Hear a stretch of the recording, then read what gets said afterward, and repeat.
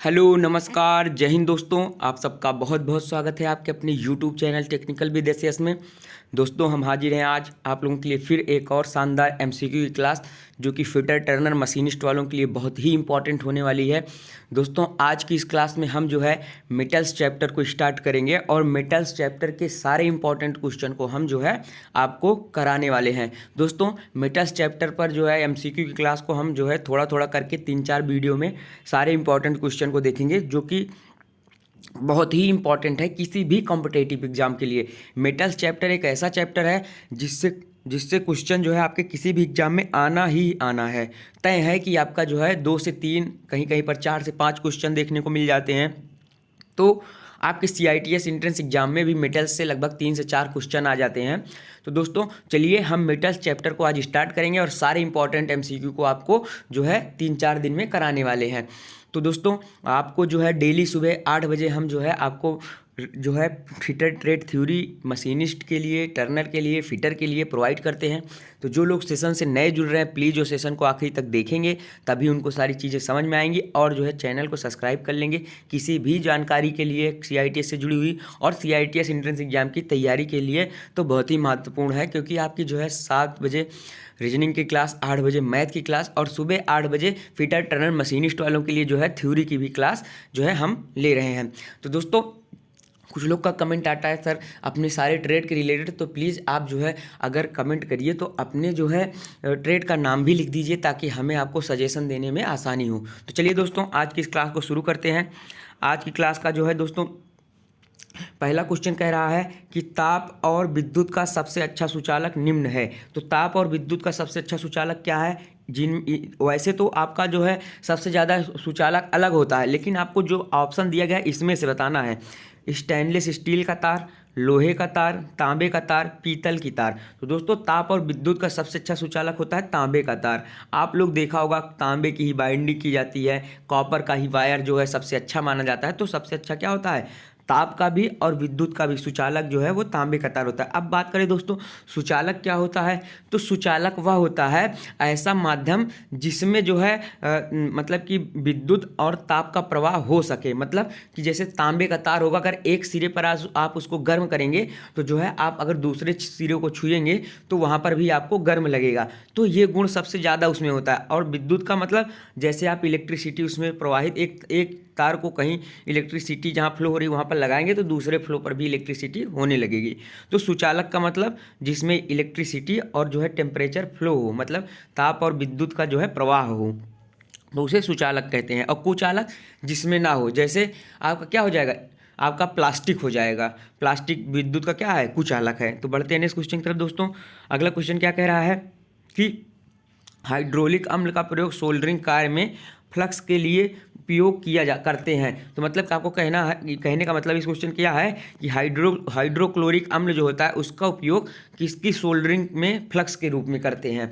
तो आपको बताना आयरन चादरों के, ताम्र चादरों के। दोस्तों क्वेश्चन कट गया है, सी था आपका GI चादरों में, मतलब गैल्वेनाइज्ड आयरन चादरों में, और उसके बाद था नन ऑफ दिस, इनमें से कोई नहीं। तो दोस्तों आपको हम बता दे रहे हैं कि जो हाइड्रोक्लोरिक अम्ल होता है उसका जो है सोल्डरिंग कार्य में जो है फ्लक्स के लिए उपयोग किया जाता है वो होता है ताम्र चादरों में।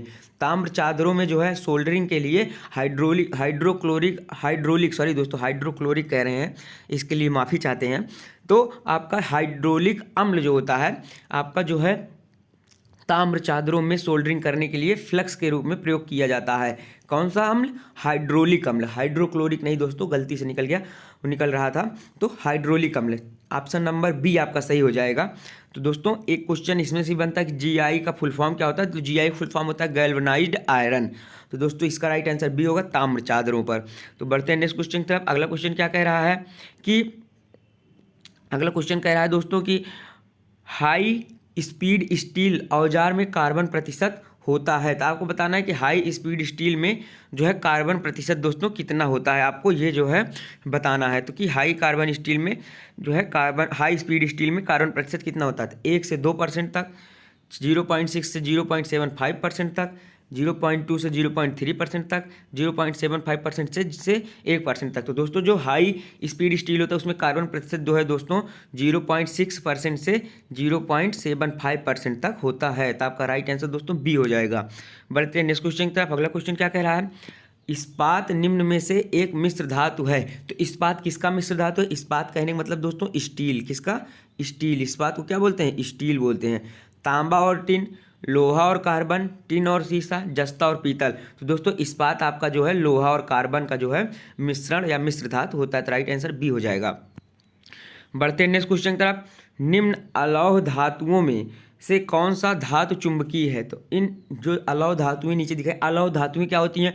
वे धातुएं जिनमें से चुंबक का गुण मतलब कि चुंबक है, वे धातुएं जिनमें जो है लोहे का गुण नहीं पाया जाता है। तो जिनमें लोहे का गुण नहीं पाया जाता उन्हें अलौह धातु कहते हैं। और इनमें से बताना जो नीचे दी गई है कौन सा चुंबकीय है। अलौह धातु होते हुए भी चुंबकीय है, तांबा, एल्यूमिनियम, टाइटेनियम, निकिल। तो दोस्तों जो अलौह धातु है जिसमें चुंबकीय का गुण पाया जाता है वो होती है टाइटेनियम। ठीक है दोस्तों, तो आपका राइट आंसर सी हो जाएगा दोस्तों। चुंबकीय होने का मतलब वह है कि वे धातु जिसको चुंबकीय क्षेत्र में रखने पर वह चुंबक के प्रति आकर्षित हो जाए उन्हें चुंबकीय धातु कहते हैं। और अलौह धातुएं जिनमें लोहे का गुण नहीं पाया जाता उन्हें अलौह धातुएं कहते हैं। वैसे मुख्यतः सभी लौह धातुएं ही जो है चुंबकीय होती हैं, अलौह धातुएं चुंबकीय नहीं होती हैं। लेकिन अपवाद के स्वरूप जो है अलौह धातुएं जो है उनमें से टाइटेनियम जो है वो चुंबकीय होता है। बढ़ते हैं नेक्स्ट क्वेश्चन की तरफ। अगला क्वेश्चन क्या कह रहा है कि सीमेंटीकृत कार्बाइड चूड़ी काट औजार का अग्रभाग क्या होता है? सोल्डरिंग किया, ब्रेजिंग किया होता है, वेल्डिंग किया होता है, सोल्डरिता सैंक के साथ। तो दोस्तों ब्रेजिंग किया होता है। क्या? सीमेंटेड कार्बाइड का चूड़ी का काट औजार का अग्रभाग जो है ब्रेजिंग किया होता है। ऑप्शन नंबर आपका ए राइट हो जाएगा। बढ़ते हैं नेक्स्ट क्वेश्चन की तरफ दोस्तों कि प्रत्यास्थता विरूपण के प्रति धातु का प्रतिरोध होता है। तो जो प्रत्यास्था के विरूपण होता है जब तो उसके प्रति जो विरोध होता है, प्रतिरोध होता है, उसे क्या कहते हैं? चिमड़पन, सामर्थ्य, दृढ़ता, विसर्पण। तो दोस्तों उसे सामर्थ्य बोलते हैं। जो प्रत्यास्था के विरुद्ध लगता है बल या फिर उसे कह लीजिए प्रतिरोध, उसे सामर्थ्य कहते हैं। तो राइट आंसर बी हो जाएगा। बढ़ते हैं नेक्स्ट क्वेश्चन की तरफ कि विरूपण के बाद भार हटा लिया जाता है तब मूल आकार में लौटने की शक्ति कहलाती है। प्लास्टिकता, चिमड़पन, दृढ़ता, प्रत्यास्था। तो दोस्तों विरूपण के बाद भार हटाने पर जब वापस लौटती है उस शक्ति को हम लोग कहते हैं प्रत्यास्था। क्या कहते हैं? प्रत्यास्था। अगर नहीं लौटती तो उसे प्लास्टिकता कहते हैं, लेकिन लौट आती तो उसे प्रत्यास्था कहते हैं। जो बल लगता है उसे प्रत्यास्था का जो है शक्ति कहते हैं। तो आपका राइट आंसर डी हो जाएगा। बढ़ते हैं नेक्स्ट क्वेश्चन की तरफ कि धातु का वह गुण जिस कारण वह अपघर्षण, कर्तन, दंतुरण अथवा निष्घर्षण के प्रति प्रतिरोध प्रस्तुत करती है वह कहलाता है। तो वह गुण क्या कहलाएगा? कठोरता, चिमड़पन, आघातवर्धनीयता, तन्यता। तो उसे हम लोग कठोरता कहते हैं। कठोरता वह गुण होता है जो धातु पर घर्षण, कर्तन, निसर्कण प्रतिरोध करती है, तो उसे कठोरता कहते हैं। चिमड़पन क्या होता है दोस्तों? जो है आपका जो है शॉक एब्जॉर्बिंग मतलब कि झटकों को अवशोषित करता है। आघातवर्धनीयता धातु को पीट पीट कर चादर के रूप में परिवर्तित करने के गुण को कहते हैं। और तन्यता धातु को खींचकर तार के रूप में परिवर्तित करने के गुण को कहते हैं। तो यहाँ पर राइट आंसर आपका कठोरता हो जाएगा दोस्तों। बढ़ते हैं नेक्स्ट क्वेश्चन की तरफ। अगला क्वेश्चन क्या कह रहा है कि क्रैंक शाफ्ट निम्न में से निर्मित की जाती है। तो क्रैंक शाफ्ट किससे निर्मित की जाती है? औजार इस्पात से, फोर्जिंग इस्पात से, ढलवा लोहा से, उच्च कार्बन इस्पात से। तो दोस्तों क्रैंक शाफ्ट आपकी फोर्जिंग इस्पात से निर्मित की जाती है। तो आपका राइट आंसर दोस्तों बी हो जाएगा। बढ़ते दोस्तों नेक्स्ट क्वेश्चन की तरफ। कह रहा है कि इनमें से कौन सा धातु का यांत्रिक गुण नहीं है? तो आपको बताना है यांत्रिक गुण नहीं है मतलब मैकेनिकल प्रॉपर्टी नहीं है। तो बिल्डिंग की क्षमता, चिमड़पन, लचीलापन, कठोर होने की क्षमता, कठोरता, छिलके की क्षमता।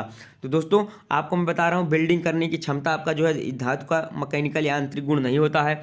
चिमड़पन होता है, लचीलापन भी जो है होता है आपका, कठोर होने की क्षमता भी नहीं होता है, कठोरता भी होता है आपका मैकेनिकल गुण, और छिलके की क्षमता भी आपका मैकेनिकल गुण नहीं होता। तो आपका कौन कौन सा नहीं होता? 1, 4 ये है, 1, 4, 6। तो आपका राइट आंसर दोस्तों ए हो जाएगा कि 1, 4, 6 जो है वो धातु का यांत्रिक गुण नहीं है। यांत्रिक गुण क्या होता है? कठोरता हो गया, चिमड़पन हो गया, वो तन्यता हो गया, भंगुरता हो गया।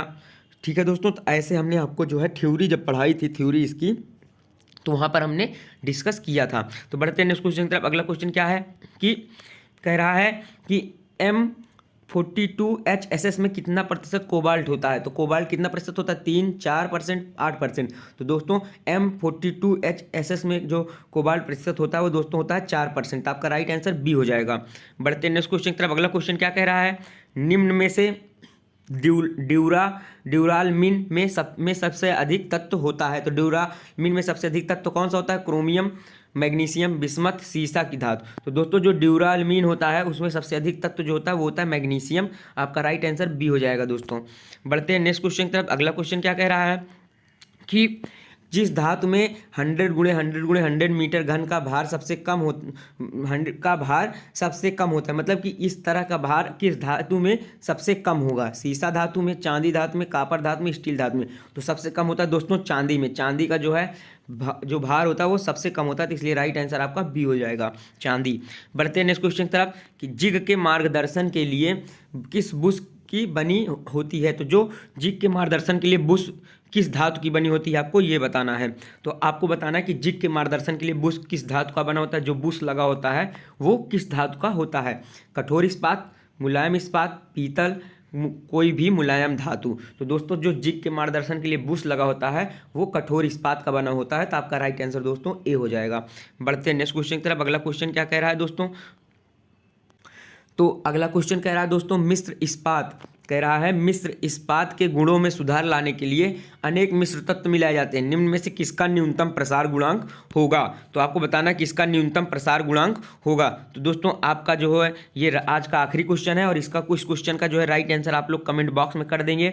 जिसका सही होगा मैं उसे जो है थंब करूंगा और जिसका गलत होगा मैं उसको जो है आंसर इसका बताऊंगा। तो इस क्वेश्चन को हम होमवर्क लिख देते हैं आप लोग को। इसका आंसर आप लोग को कमेंट बॉक्स में देना है कि मिश्र इस्पात में गुणों में सुधार लाने के लिए अनेक मिश्र तत्व मिलाए जाते हैं। निम्न में से किसका न्यूनतम प्रसार गुणांक होगा? क्रोमियम का, निकिल का, वेनेडियम का, टंगस्टन का। तो आपको जो है इसका राइट आंसर जो है दोस्तों कमेंट बॉक्स में बताना है। तो दोस्तों आशा करते हैं आपको वीडियो पसंद आई होगी। दोस्तों आपको डेली 7:30 से 8 बजे आपको जो है ये क्लास प्रोवाइड की जाती है। तो जो लोग नए हैं प्लीज़ चैनल को सब्सक्राइब कर लेंगे। दोस्तों मिलेंगे कल की क्लास में, तब तक के लिए जय हिंद, जय भारत।